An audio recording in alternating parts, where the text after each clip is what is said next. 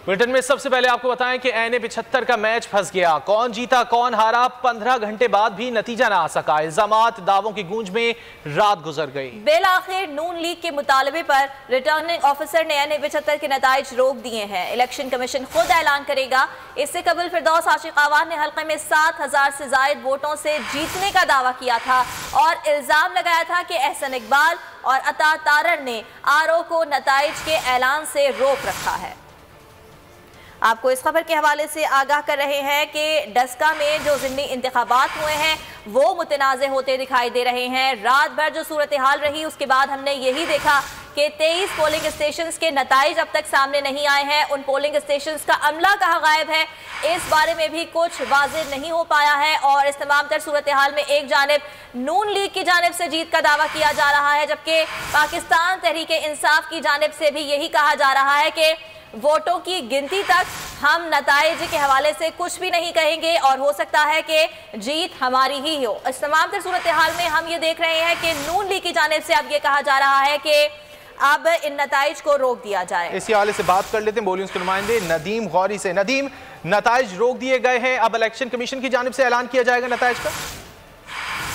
जी बिल्कुल, अभी तक तो इलेक्शन मुस्लिम लीग नून के बड़े बड़े रहनुमा यहाँ पर कल रात से ही सुबह सवेरे तक रिजल्ट का इंतजार करते रहे, लेकिन जो 23 पोलिंग स्टेशन का मामला बना हुआ था जिनके रिजल्ट लेट थे वो अभी तक मसूल नहीं थे हो रहे। इन पर तशवीश का इजहार किया जा रहा था, जिसके बाद उन्होंने दराज दी कि इसका इलेक्शन कमीशन को कि इसका रिजल्ट रोक लिया जाए। तो इलेक्शन कमीशन ने उनकी दराज पर अमल दरामद करवाते हुए रिजल्ट रोक लिया है।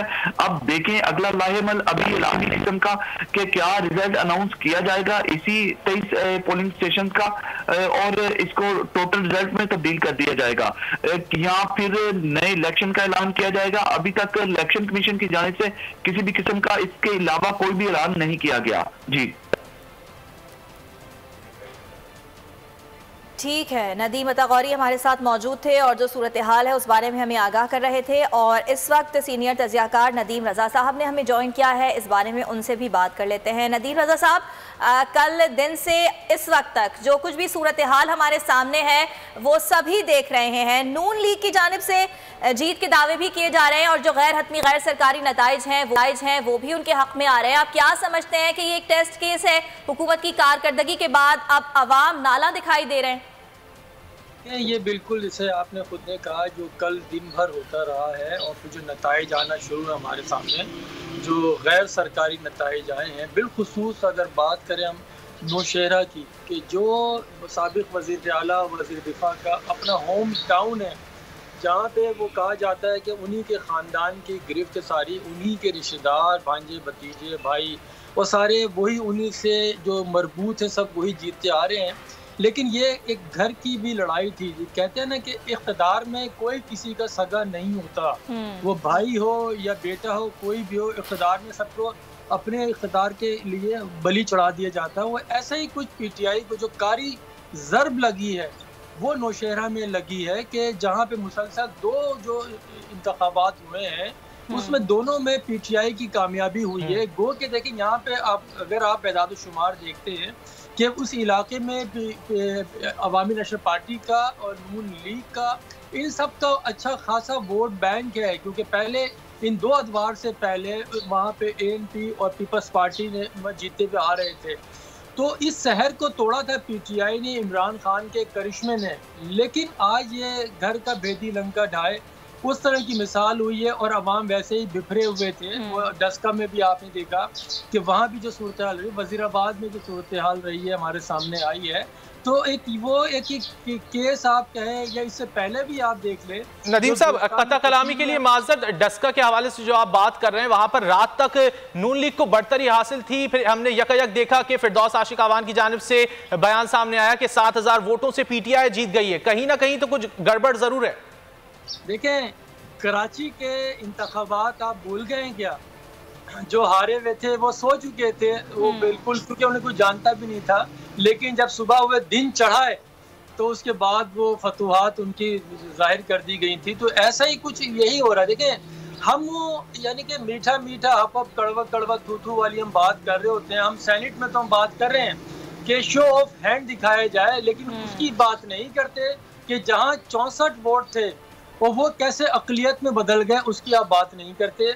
और यहाँ पे आप बात करते हैं तब्दीली की, निज़ाम की तब्दीली की बात करते हैं। निज़ाम की तब्दीली तो उस वक्त होगी कि जब हकीकत है आप उसको तस्लीम करें, जो अवाम का मैंडेट है उसे तस्लीम करें। देखिए, जो भी हारता है ये तो खैर मुसल्लमा हकीकत है, जो हारा हमेशा उसने उसको तस्लीम नहीं किया है, इल्ज़ाम लगाते हुए आ रहे हैं। लेकिन यहाँ जिस तरह की जो वीडियोस वायरल होती रही हैं और दिन भर जो धींगा मचती रही है, वो सबके सामने है कि किस तरह से जबर तसल्लुत का सिलसिला रवा रखा गया है।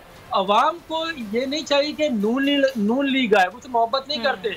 उन्हें चाहिए उनके अपने जो गलियां हैं वो मजबूत हो, जो मुआश का सही है। नदीम रज़ा साहब, कल से अब तक जो सूरत हाल रही है, हवाई फायरिंग भी हुई है, हलाकतें भी हुई हैं, आप नहीं समझते कि इस तमाम तर सूरत हाल में वज़ीर आला पंजाब की जो कारकर्दगी है वो भी खुलकर सामने आ गई है? अब वज़ीर आज़म को पूछना चाहिए वज़ीर आला पंजाब से।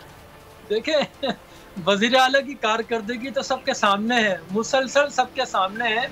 हर कोई जो उनके अपने इत्तेहादी को भी छोड़ता हूँ, मैं एक तरफ रखता हूँ कुछ लम्हात के लिए, उनकी अपनी पार्टी के जो लोग हैं उस पार्टी के अंदर फॉरवर्ड ब्लॉक बने हुए हैं, उनसे मुलाकातें नहीं हो रही थी। जब सेनेट के इंतखाब करीब आता है तो आप फिर उनके घरों पे भी जाते हैं।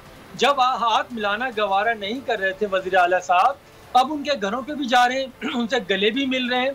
और वरना ये सिर्फ लाहौर में बैठे रहते थे या अपने होम टाउन में, उसके अलावा कहीं नहीं जाते थे, और आज वो सब जगह जा रहे हैं। तो बहरहाल सियासत काम है नामुमकिन को मुमकिन बनाने का, लेकिन वो सिर्फ अपने मफाद में बनाते हैं, अवाम कहीं नजर नहीं आ रही। आप देखें ना, पहले बिजली के जो नल बढ़ा करते थे वो खाल 3 महीने में बढ़ जाया करते थे, आज महीने में दो दफा महीने में दो दफा और 3 दफा बिल बढ़ाए जा रहे हैं। तो इसका जिम्मेदार कौन है? आप आए थे अवाम को महंगाई से निजात दिलाने के लिए, लेकिन अवाम को मुसलसल पिस रहे हैं। वो पेट्रोलियम मसनूआत हो, वो खुराक हो, वो जो भी यूटिलिटीज की बात हो रही हो, तो किसी का कोई वहाँ पे स्टॉप नहीं लग रहा है। तो यही वजह है, ये जिस तरह के पशीन वाला हुआ, फिर ये नौशेरा का हुआ। ठीक है, नदीम रज़ा साहब ये फरमाइएगा, अब नताइज रोक दिए गए हैं इस हल्के के, क्या समझते हैं आप आगे क्या होने जा रहा है? पीटीआई की जानिब से क्या रद्द-ए-अमल आएगा, क्योंकि नून लीग के कहने पर अब नताइज को रोक दिया गया है?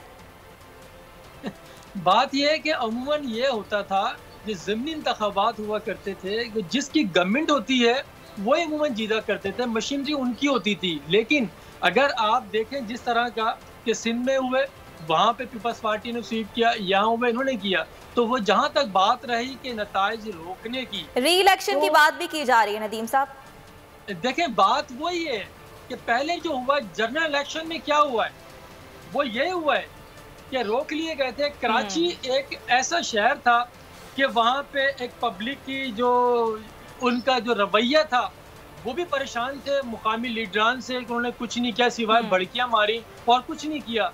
तो इसीलिए वहाँ पे नताइज को उस तरह से अपने मफाद में करने में आसानी थी। लेकिन पंजाब में, बिलखुसूस सेंट्रल पंजाब में, वो इंतहाई मुश्किल काम था, क्योंकि वहाँ के जो ट्रेंड है वो सबके सामने कोई से इख्तलाफ करे या। ठीक है, ज़िमनी इलेक्शन के बाद जो सूरत हाल बनती दिखाई दे रही है, नदीम रज़ा उस पर हमसे बात कर रहे थे। आपका बेहद शुक्रिया।